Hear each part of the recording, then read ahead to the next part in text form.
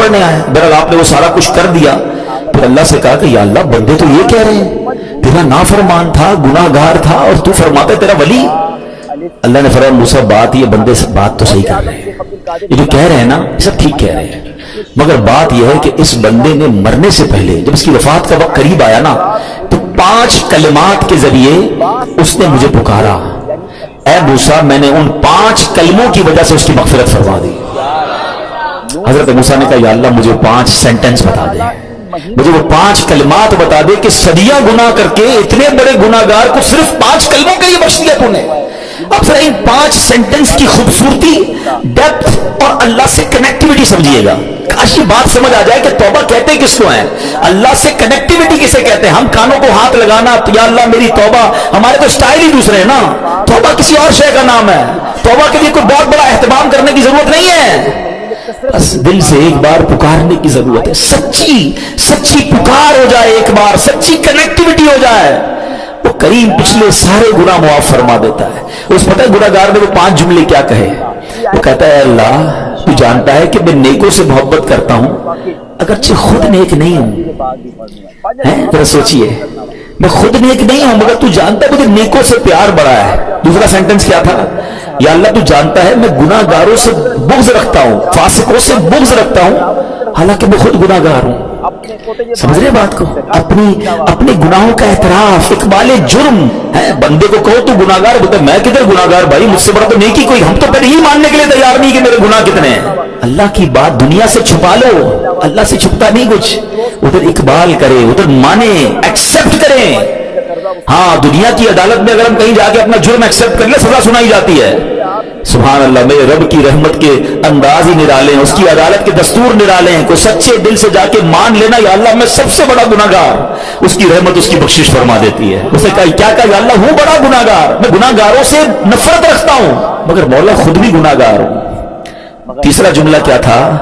या रब, अगर मुझे मालूम हो जाए ना कि मेरे जन्नत में दाखिल होने से तेरी मिल्कियत में कोई कमी आ जाएगी, तो फिर मैं तेरी जन्नत का कभी तुझसे सवाल नहीं करूंगा, क्योंकि मुझे पता है तेरी जन्नत बहुत बड़ी है। मुझे दाखिल करके तेरा कुछ भी नहीं जाना, तेरा कुछ नहीं जाना, मेरा बेड़ा पार हो जाना है।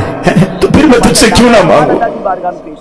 मुझे बख्शने में तेरा क्या जाएगा? तू करीम, तेरी जन्नत बहुत बड़ी, तेरी रहमत बहुत बड़ी। तो या अल्लाह, मुझे अगर ये मालूम हो जाए कि मुझे जन्नत में दाखिल करने से तेरी मिल्कियत थोड़ी हो जाएगी, फिर मैं जन्नत नहीं मांगूंगा। चौथा सेंटेंस क्या था? या रब, अगर मुझे मालूम हो जाए कि मेरे जहन्नम में दाखिल होने से तेरी मिल्कियत में इजाफा हो जाएगा, तो मैं जहन्नम से तेरी पनाह भी नहीं मांगूंगा। अगर जहन्नम में डालने से तेरी मिल्कियत में, तेरे मुल्क में इजाफा हो रहा है, तो फिर मुझे डाल दे जहन्नम में, मैं राजी हूं। मगर मुझे पता है कि मुझे जहन्नम में डालने से तेरी मिल्कियत में कोई इजाफा नहीं होगा। तू वैसे ही मालिक है, तू वैसे ही खालिक है, सब कुछ तेरा है। और आखिरी जुमला सुनिए, क्या कहता है? या रब, अगर तू मुझ पर रहम नहीं करेगा तो फिर कौन करेगा?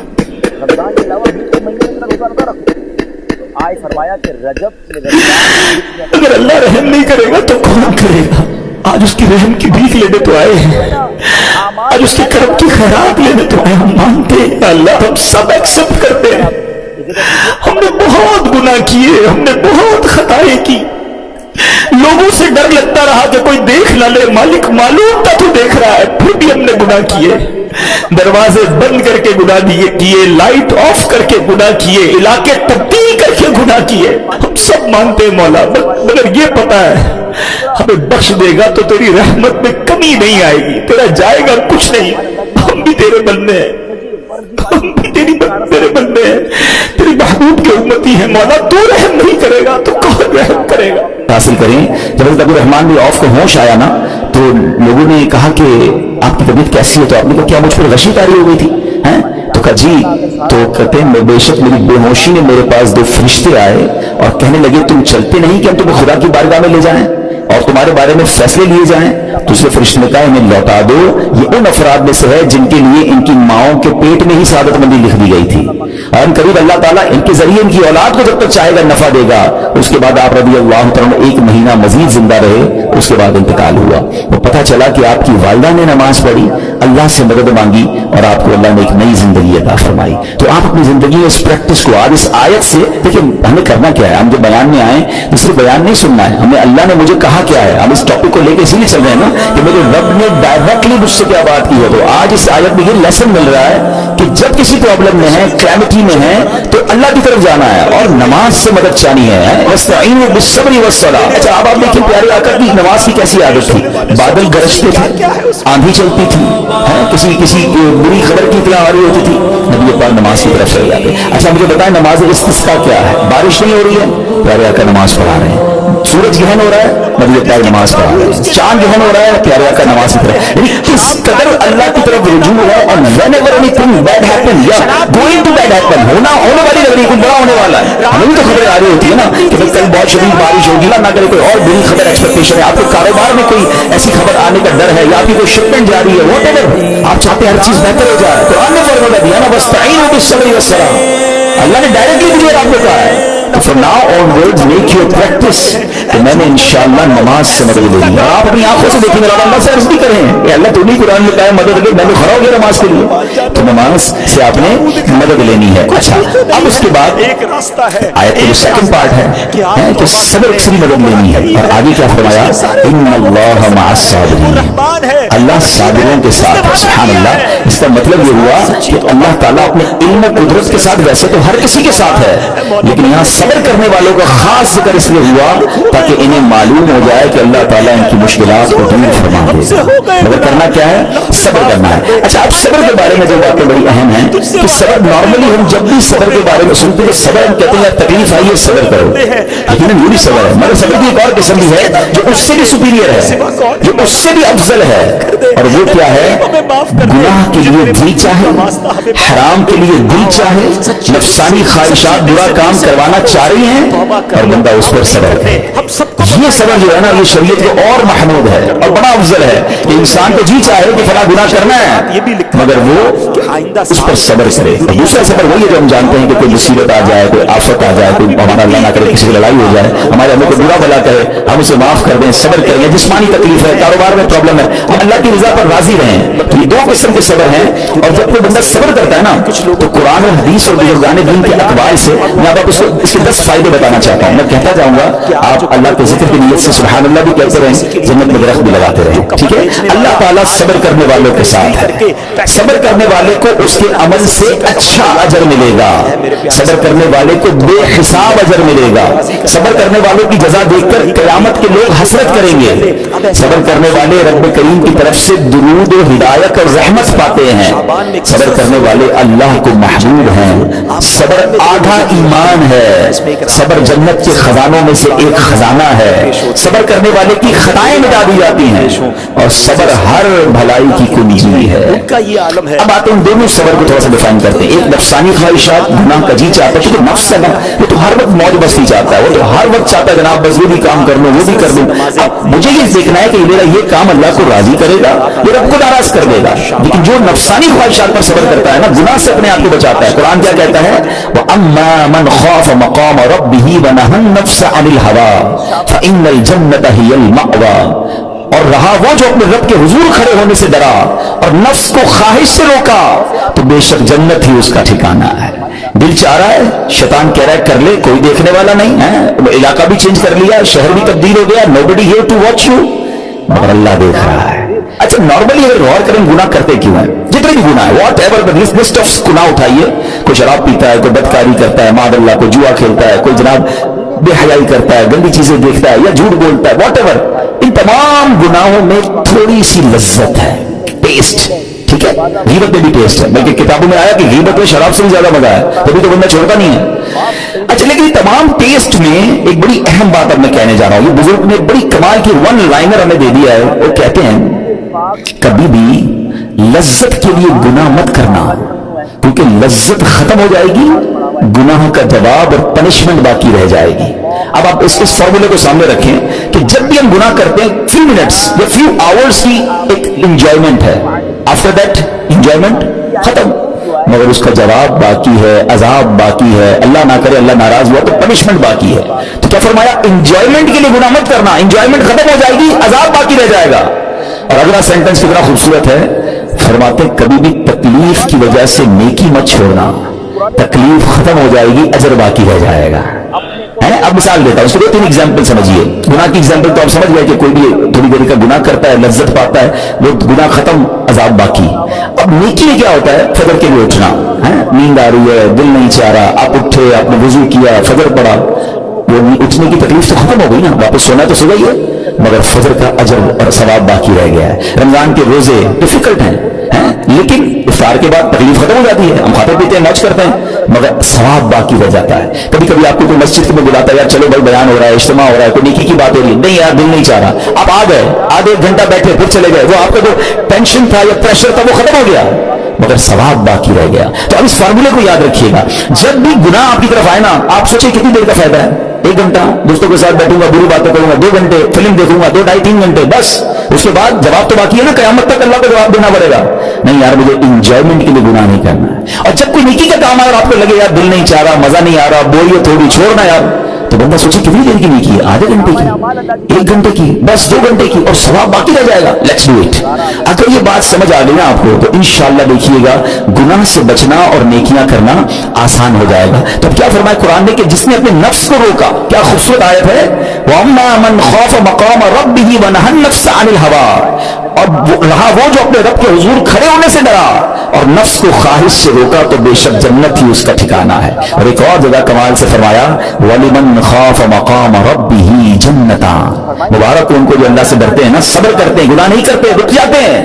कुरान कहता है जो अपने रब के हुजूर खड़े होने से डरे, उसके लिए 2 जन्नतें हैं, एक नहीं 2 जन्नतें हैं। सूरह रहमान की आयत है। तो पता चला कि नफ्स को रोकना ये आसान ही नहीं है, हाँ दिल बहुत चाहता है, मगर ये सब्र जो है ना, इन्नल्लाह मअस साबिरीन का जो मेराज है, जो टॉप ऑफ द लिस्ट सब्र है, तो ये सब्र है। अच्छा अब आते हैं एक और सब्र की सूरत कि अब आपको किसी ने गुस्सा दिला दिया, बुरा भला कहा, या आपके मिजाज के खिलाफ बात हो गई, अब आपने रोकना है अपने आप को। अब गुस्से का इजहार नहीं करना, लड़ाई नहीं करनी, गाली का जवाब गाली, ईंट का जवाब पत्थर, अंग्रेजी का मकूला है ना टिट फॉर टैट, जैसे को तैसा नहीं, ये हमारी शरीयत हमें नहीं सिखाती। अच्छा आजकल किसी को कहो ना यार आप क्यों यार लड़ाई कर रहे हैं, भाई मैं जवाब ना दूं तो लोग समझेंगे कमजोर आदमी हूं, मुझे अपना रोक भी तो रखना है, मैं भी तो पता चले कौन हूं, अपना बताओ तो सही कौन हूं। सच्ची बात पता क्या है, जो टिट फॉर टैट करता है, गाली का जवाब गाली से देता है ना, वो वाकई बता देता है वो कौन है, वो अपना तारुफ करवा रहा होता है कि ये भी ऐसा है, मैं भी वैसा ही हूं। ओ भाई अच्छा फिर एक और अजीब जुमला बड़ा मशहूर है आजकल, जनाब हम शरीफ के साथ शरीफ हैं, हम बदमाश के साथ बदमाश हैं। मुझे आज तक समझ नहीं आई ये कौन सा बटन लगा हुआ है आपके अंदर कि शरीफ के साथ आप शरीफ हो जाते हैं, बदमाश आता तो आप भी बदमाश हो जाते हैं। जनाबे वाला शरीफ आदमी शरीफ के साथ भी शरीफ होता है, बदमाश के साथ भी शरीफ होता है, जब भी तो वो गलत आदमी अच्छा होगा ना। नबी पाक अलैहिस्सलाम ने गालियां सुनकर दुआएं दी हैं, पत्थर बरसाने वालों को भी दुआएं दी हैं, मगर हम तो तैयार ही रहते हैं यार मैं बताऊंगा इसको मैं कौन हूं, एक गाली दी है मैं इसके साथ गुस्से को गालियां दूंगा, तो फिर आप भी वैसे ही होगा ना जनाब। हदीस पाक क्या है, who is more stronger, who is more powerful. अल्लाह के हबीब अलैहिस्सलाम फरमाते हैं कि बहादुर वो नहीं, ये बुखारी शरीफ की हदीस है, बहादुर वो नहीं जो पहलवान और दूसरे को पछाड़ दे, बल्कि बहादुर वो है जो गुस्से के वक्त अपने आप को काबू में रखे। असल बहादुर ये है।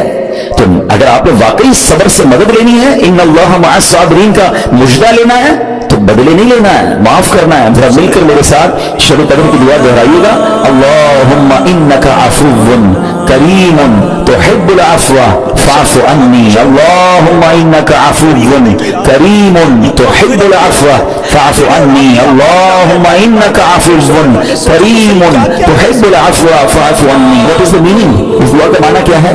अल्लाहुम्मा इन्नका अफुव्वुन, अल्लाह तू माफ करने वाला है, तुहिब्बुल अफ़्वा माफी को पसंद करता है, फ़अफ़ु अन्नी अल्लाह मुझे भी माफ कर दे। हम क्या कह रहे हैं अल्लाह से, अल्लाह मुझे माफ कर दे, मेरे सारे अगले पिछले गुनाह माफ कर दे, मगर देयर इज अ क्वेश्चन, आपने माफ कर दिया सबको? बंदा कहता नहीं मैं तो इंतजार में बैठा हूं, मैं तो मौके की तलाश में, बस मौका मिले फिर बताऊंगा मैं कौन हूं। हाथ में आ नहीं रहा बंदा, ट्राई कर रहा हूं किसी जगह आ जाए, बस कोई उसके पैसे वैसे आ जाए, कोई उसका मामला मेरे पास आ जाए, बस फिर देखो क्या करता है। बैठे इस इंतजार में बैठे बहुत सारे लोग, कमाल है यार, दुश्मनियां पाली हुई है, रिश्तेदारियां काटी हुई हैं, दोस्तों के पास जा नहीं रहे हैं, मियाँ बीवी में लड़ाई है, एक सॉरी के लिए बीवी घर बैठी है, वो कहती शौहर सॉरी कहते तो मैं आ जाऊंगी, शौहर कहता बीवी माफी मांग ले तो मैं ले आऊंगा। अरे भाई कोई भी आगे बढ़ के माफी कर लो भाई, अल्लाह से माफिया मांग रहे हो, बंदों को माफ करने के लिए कोई तैयार नहीं है। मुझे खुद बताया ना कि कैसी दुआ है, अल्लाह तू मुझे माफ कर दे, मैंने किसी को माफ नहीं करना, ये बनती है दुआ। अल्लाह से कहता क्या कहें, अल्लाह मैंने बंदा होकर तेरे सारे बंदों को माफ कर दिया है, तू तो सबसे बड़ा माफ करने वाला है, अल्लाह तू मुझे माफ कर दे। ये مزہ ہے نا بات کرنے کا, پھر دعا کرنے کا لطف بھی آئے گا آپ کو. تو دشمنیاں نہ رکھیں, غصے پر قابو پائیں, معاف کریں. ایک حدیث سن لیجیے, لرزا دیتی ہے, ڈرا دیتی ہے. اللہ کے نبی علیہ السلام فرماتے ہیں جو رحم نہیں کرتا اس پر رحم نہیں کیا جاتا. حدیث کا خلاصہ ہے. اور جو معاف نہیں کرتا اسے معاف نہیں کیا جاتا. اب بتائیے, ہم معاف کرتے ہیں, ہم رحم کرتے ہیں, ہم کہتے ہیں اللہ ہم پر رحم کرے, ہم کسی پر رحم نہ کریں. نہیں ہوتا رحم, اپنے اندر تو لائیے یہ باتیں. اب ایک آیت سنیے گا, اس کے تحت ایک واقعہ اور میں بیان کو کنکلوڈ کرتا ہوں. اللہ کریم ارشاد فرماتا ہے الذین ينفقون في السراء والضراء والكاظمین الغیظ والعافین عن الناس واللہ يحب المحسنین. قرآن میں فرماتا ہے وہ جو خوشحالی اور تنگدستی میں اللہ کی راہ میں خرچ کرتے ہیں. یہ بڑی خوبصورت بات ہے. یہ غریب اسلامی بھائیوں کے لیے مدنی پھول ہے. امیر تو خرچ کرتا ہے, نارملی غریب خرچ نہیں کرتا اللہ کی راہ میں. ہمارے قبلہ مفتی قاسم صاحب نے تفسیر قرآن صراط الجنان میں بڑی پیاری بات لکھی. آپ کہتے ہیں پوری دنیا کے امیروں کا سروے کر لینا, ان کی جو پیسے بھرنے کی ایک وجہ یہ بھی ہوتی ہے کہ وہ کہیں نہ کہیں چیریٹی کر رہے ہوتے ہیں, مدد کر رہے ہوتے ہیں. وہ مدد اور وہ نیکی ان کے پیسے بڑھا رہی ہوتی ہے. اور پوری دنیا کے غریبوں کا سروے کریں تو ان سے بڑی تعداد ہے جو خرچ نہیں کرتی اللہ کی راہ میں. کہتے ہیں ہم کیا خرچ کریں, ہم تو غریب ہیں, ہم پر لوگ خرچ کریں. میں آپ کو فارمولا دے رہا ہوں, یہ قرآن سے دے رہا ہوں. جو تنگی میں بھی اللہ کی راہ میں خرچ کرتے ہیں, جو خوشحالی میں بھی خرچ کرتے ہیں. آپ تنگی میں آپ روپیہ خرچ کریں, یہ نہیں کہتے آپ 10,000 روپے خرچ کریں, جتنی آپ کی حیثیت. یہ کاروبار ہے, آپ 1 روپیہ دیں گے اور آئے گا, آپ 10 روپے دیں گے اور آپ کسی نہ کسی نیکی کے کام میں خرچ کرتے رہیں, آپ غربت سے باہر آ جائیں گے. If you want to take out yourself from that problem, آپ آئے اللہ کی راہ میں خرچ کرنا شروع کریں. قرآن کہہ رہا ہے کہ جو تنگی اور خوشحالی میں اللہ کی راہ میں خرچ کرتا ہے. اللہ پاک کتنا خوبصورت ہے, فرمایا والکاظمین الغیظ والعافین عن الناس, فرمایا اور غصہ پینے والے اور لوگوں سے درگزر کرنے والے.